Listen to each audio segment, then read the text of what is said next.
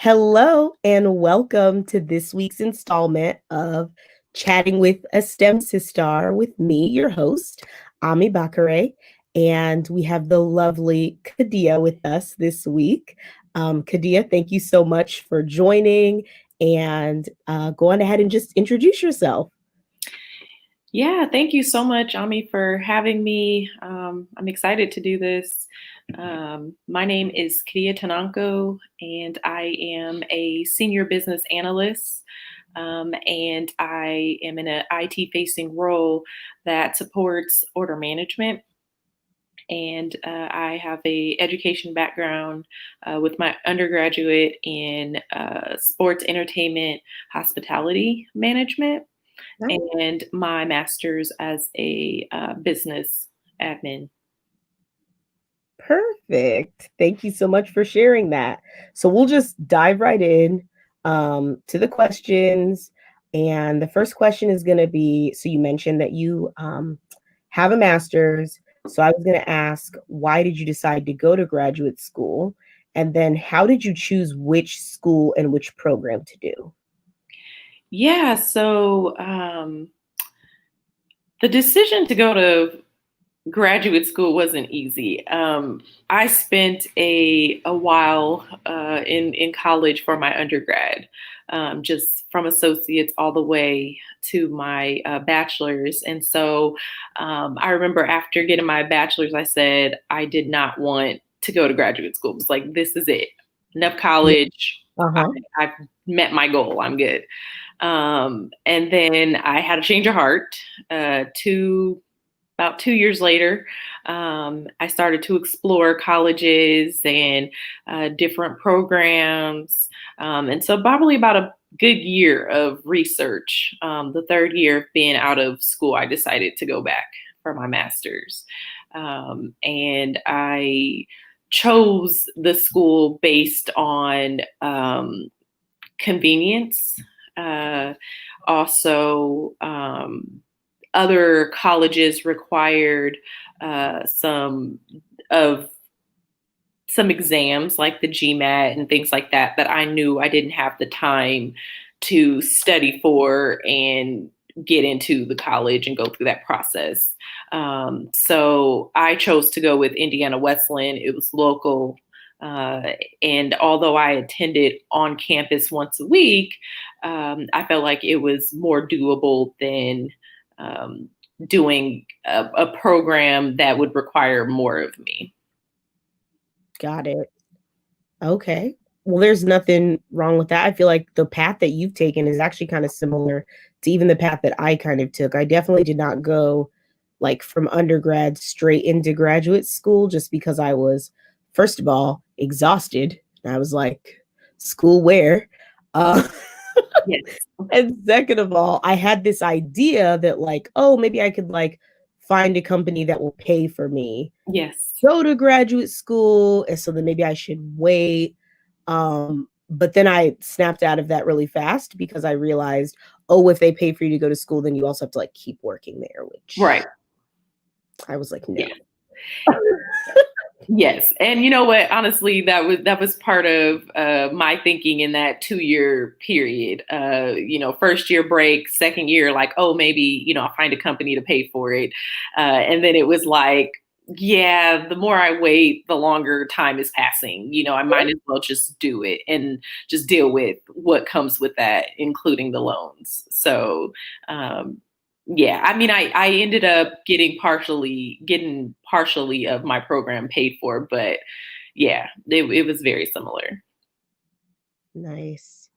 So, okay.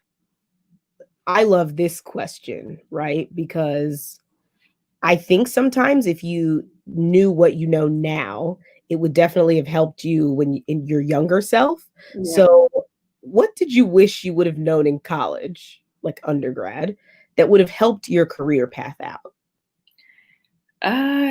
If I knew that the degree was only half of it, the opportunity was probably all of it.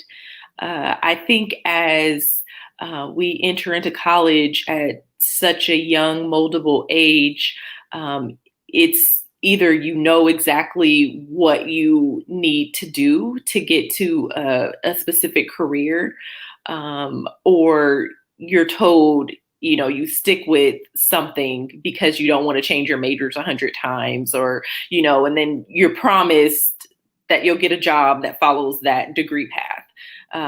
And so I would not only tell myself this, but any young, you know, person in school now is the degree is half of it. The path doesn't just open once you get the degree, and you don't necessarily need to stay on that path. The opportunity sometimes meets you with the degree, and that's similar to what happened with me. Is I knew I wanted to go to college. I knew I wanted to have a degree, but what I didn't know was where that would lead me.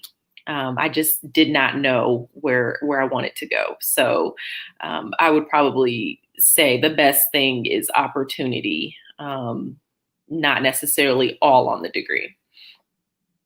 I love that.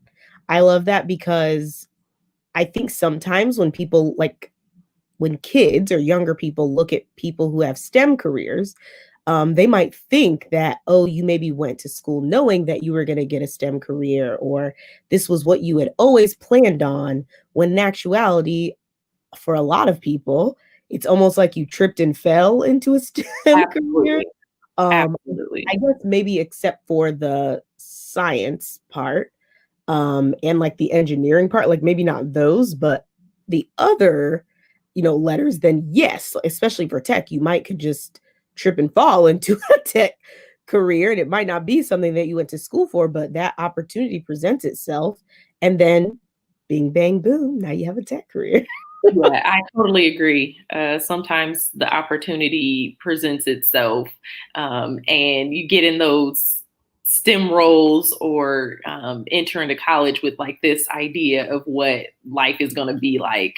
And you know, you see all these people who've made it, and you think they just knew, and most people don't. And so yeah, I would definitely tell my younger self that you may never know until the opportunity comes a knocking. Facts, facts. Okay, so in your role as a business systems analyst, what is the most rewarding part of that job? The most rewarding part has to be the impact that you make on the business.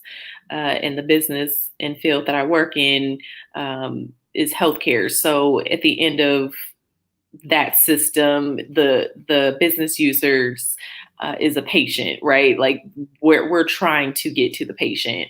And I think during this COVID situation, it's probably been the most rewarding because we know and can see that we're making an impact. Back in March, there was a big push to get, you know, some things out the door that would help with COVID, and then there was a published paper about it. And so it was just kind of cool to see, like, behind the scenes what we had to do to get this to a lab. But then also just getting that instant gratification of this actually made it, and this changed and had an impact on real people.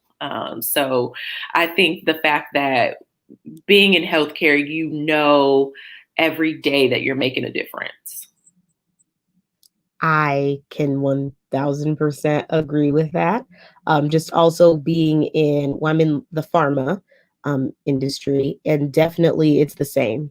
So I will say that I love being able to see the actual impact of the things that I work on, because a lot of the time going to work, spoiler alert, kids, work is just work. Like everybody, you have a job, you know, even if you've made a career out of it, it can kind of become a little bit boring as time goes on, just doing the same thing over and over again.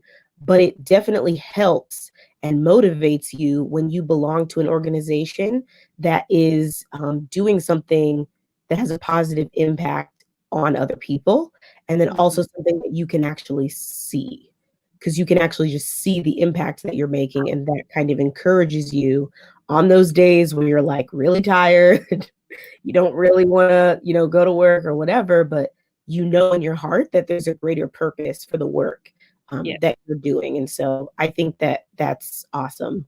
Yeah. Cool. So there are rewards, but then there are also challenges. So my next question is, what are some of the challenges you face in your career? Yeah. So I know we've talked about this before in just chatting, but uh, just the challenge is having patience for things to move.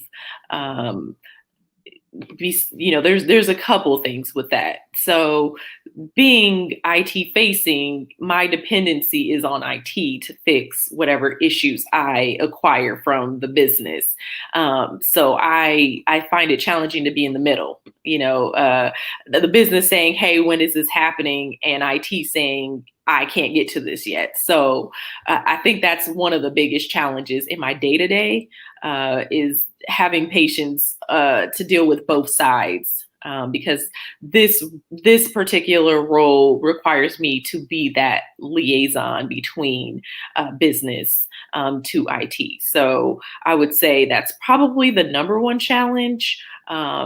The second challenge is patience with the business, because my job is to advise for better business processes and system, related things. And sometimes it's challenging to convince the business of those needed, challenges or my recommendations to make them change, because people don't like change. And my role is an advocate for change. Hey, I realize our business process around this isn't great. And so that's probably another challenge. So everybody, I did not mention that Kadia and I are friends. We are actually friends. And so the chat that she is referring to was a chat where we were just talking about, regular day-to-day challenges that you have in this role. And I can 100% relate because I am in IT. But I feel like I've mentioned this maybe in a previous episode, is that you can either be the doer in tech, or you can be like, I facilitate the doing. And so in this instance, Kadia would be like, she facilitates the doing maybe. Yep. And I have been both of those. So I have been the doer previously in my role as a report developer, a Tableau report developer, and then now in my role as a data visualization platform SME, facilitating the doing. And everything that she's saying is spot on. So being that liaison between trying to understand the processes that are around a lot of the IT work that has to get done, and there's a process, and maybe they have sprints, like maybe they're on an agile methodology and there's sprints that they actually plan, and then they plan that work out. There's a designated amount of time for that sprint, and if you come with extra work that you want to do, now they have to now build that into the sprint, which that's not usually something that the business cares about. Sometimes Exactly. Sometimes you get business that's just like, we want this and we want it now. And so being that person that has to go back to them and explain to them, all those processes, and explain to them, why that maybe can't happen, that's a tough spot to be in. Yes. You get a lot of flack from both sides, both sides. Yes. And honestly, you're like the golden child of the organization, because it's a lot of work that maybe people don't see the value in all the time. Yes. But in the end, when people kind of see the benefits of, oh, now this has actually been implemented, it's good to know it's kind of been implemented because you facilitated that change. Yes, you are spot on. And I will say that also makes the role something that you kind of deal with as far as being underappreciated, right? So since people don't see your value right away, you kind of are the underappreciated person and goes unnoticed on what you do every day. because you do spend most of your days coordinating and talking through solutions based on requirements. And yes, so you're absolutely right. You kind of get underappreciated. Yeah.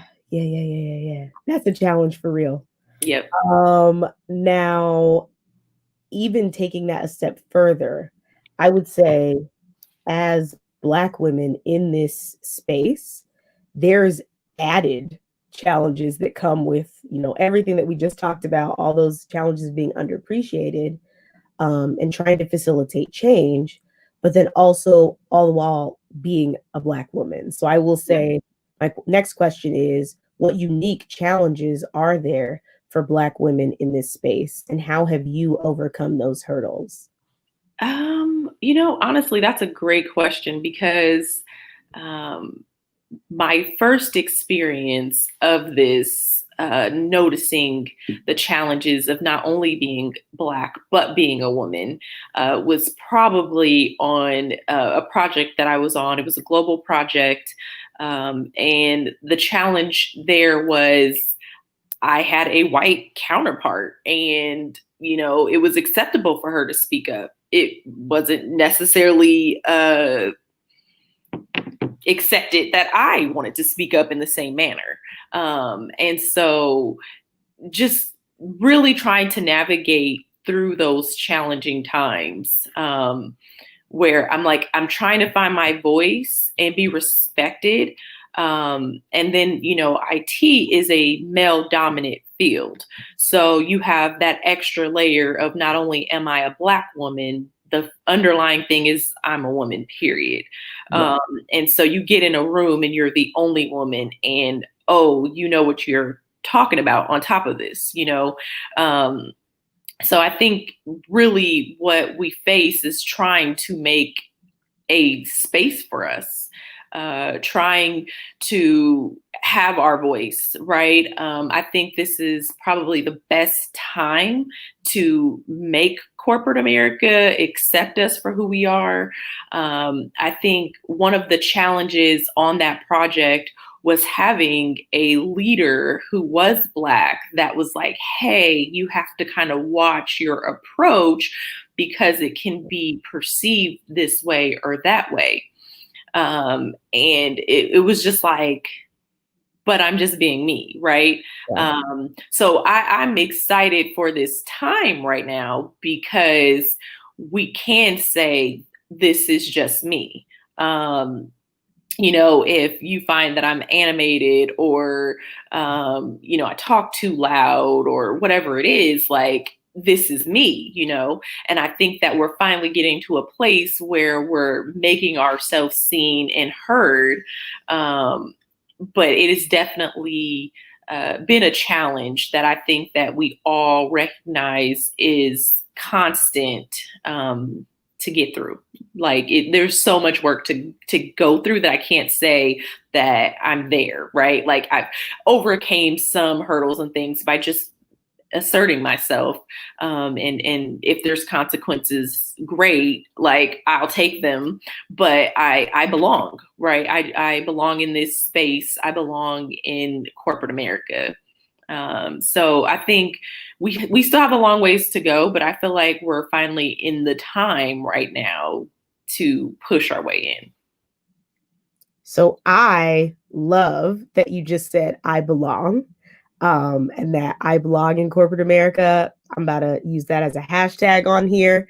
Hashtag I belong in corporate America. That is amazing, because everything that you said is, I also experienced those issues as well. But then what I also struggle with is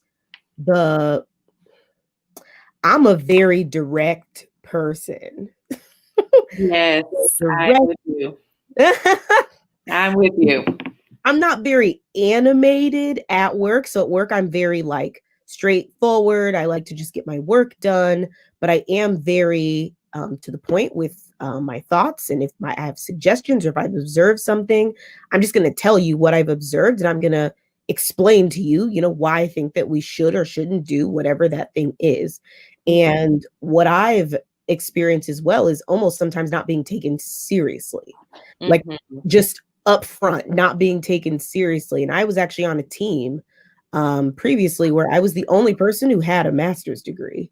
And I would sometimes make suggestions and nobody would actually like be listening to me. Nobody would be really listening to me, or I really struggled with getting my point across or getting people to like see where I was coming from.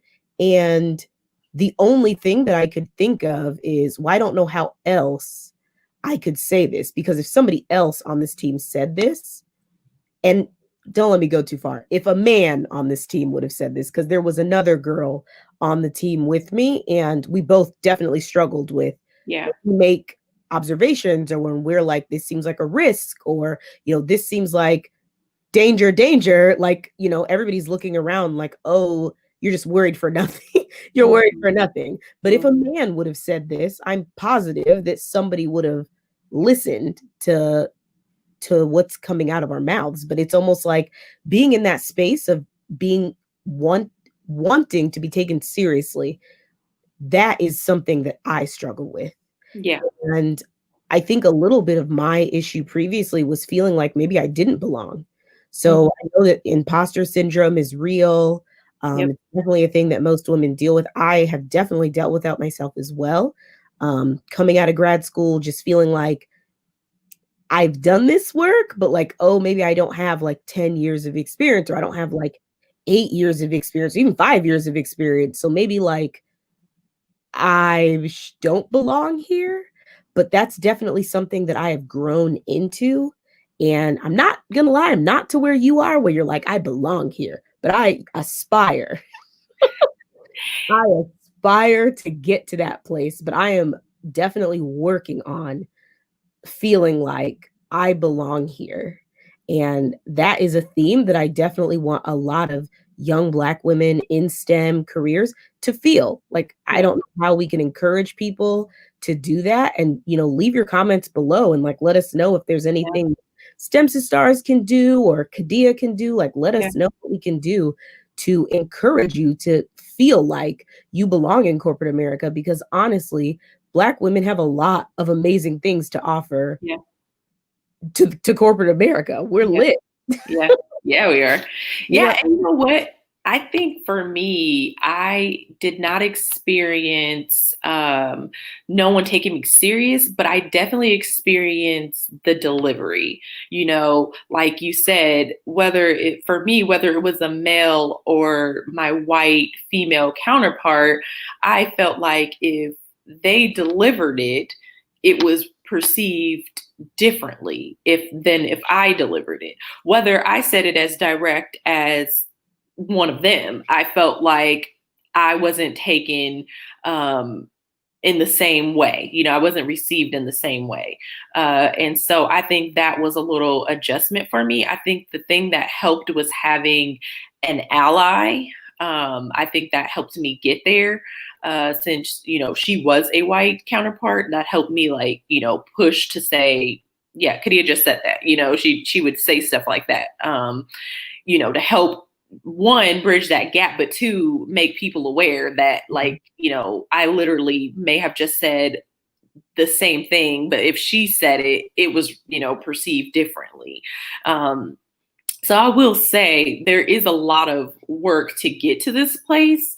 It probably took me 2 years to just be like, I know what I'm talking about. So whether you like how I'm delivering this information or not, like, I'm going to give it to you. And I think I definitely feel more empowered now because I have been very open and honest as we have open discussions about race right now at work. Talking about real life experiences like this, or even talking about, the syndrome of, this is a whole front because I can't be at myself, at work. Yeah. Yeah. You don't want that. You told me to be my authentic self, but I'm afraid that's going to result in me being fired. So I do think that it's helping that the time that we're in where we can have these conversations, because I have told one of my white male counterparts. Like, I would never dare to say some of the stuff that you would say without thinking about, is there consequences?